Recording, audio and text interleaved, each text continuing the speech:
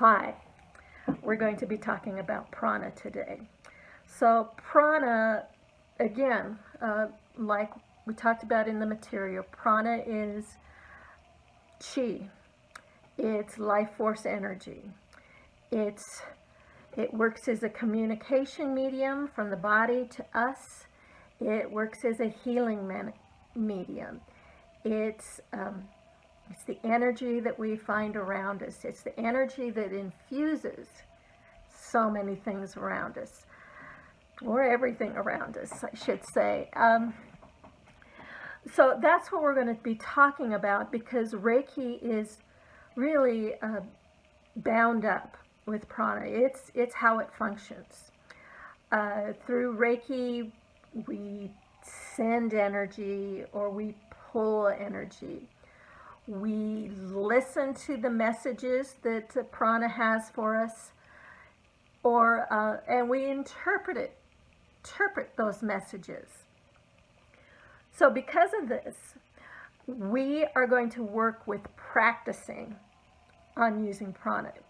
Practice, I have found, has been so important for me as a Reiki practitioner. I found that the more I practiced to listening and to sending, the more relaxed I was, the more able I was to hear the messages that were coming to me.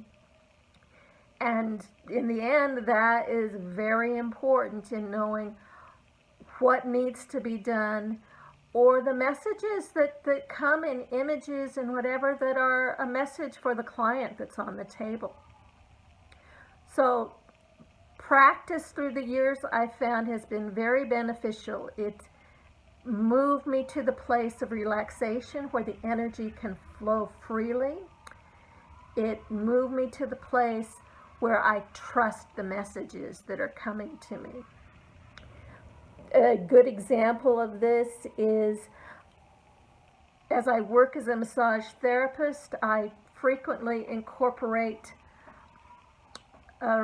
Reiki in the sessions, or in the times that I don't, those energies are still there with me. And what I found was that I was often guided to do something that I would not have thought about doing on my own. And it was often, really? And once I trusted and acted on what I was guided to do, it was a profound benefit for the client, and I learned a great tool to put in my toolbox. So listening is very beneficial. So that's what we're going to do. We're going to learn about practicing with this. But first, we're going to talk about how prana is in so many things that we just don't recognize. We're often working with prana in our lives already and just don't recognize it. I think of animals. My daughter has a very sweet dog that I always want to call him a her, because he has such sweet energy. He comes up to you and it's just like honey dripping. And just sweet energy. My cat could communicate to me. Sometimes I thought she was telling me off. I remember trying to get her to come in at night from outside, and she would look at me, and you could just hear the thoughts. Seriously? Look around. It's beautiful outside. Come outside.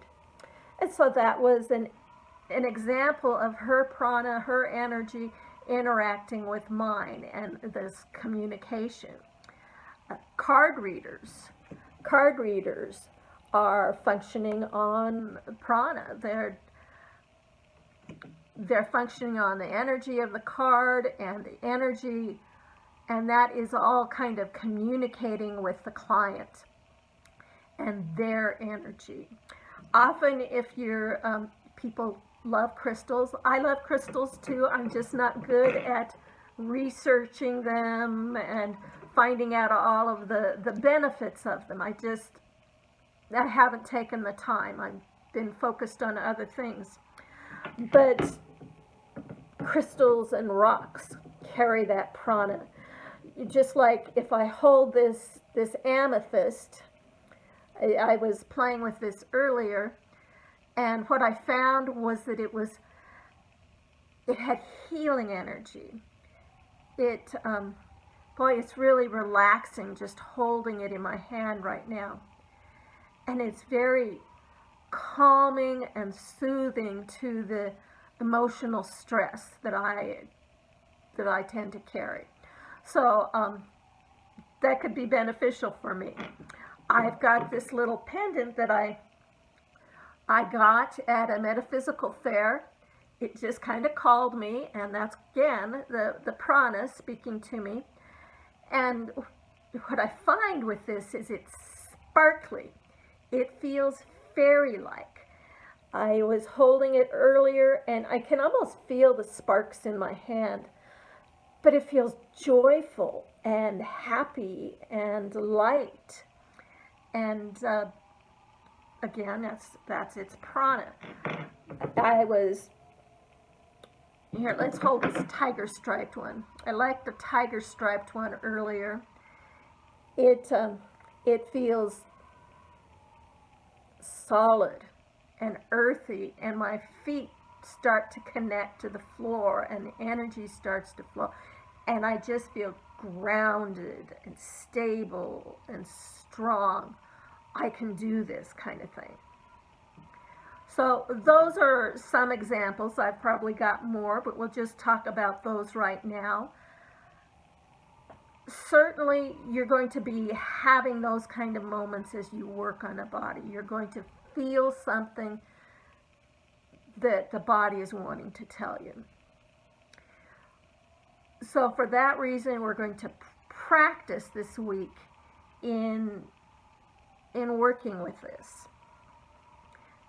You know, and really, as you work with this, it's really about a matter of trust and a matter of faith and jumping into this. We reason so much in this society, and the idea of listening for wisdom is foreign for some people. And really, it took me a while to trust that it wasn't just my imagination. But that's what you're doing, is you're learning to trust the message that comes along. And go ahead and speak it and own it. And often as we're reading, you'll find that people hold things. I tend to hold cards if I'm doing it. You're working on the body with your hands. You're reading with your hands. And that is because the hand itself has a chakra in the middle. And then, of course, it has chakras on the fingertips. But that helps with that communication. So I have a couple of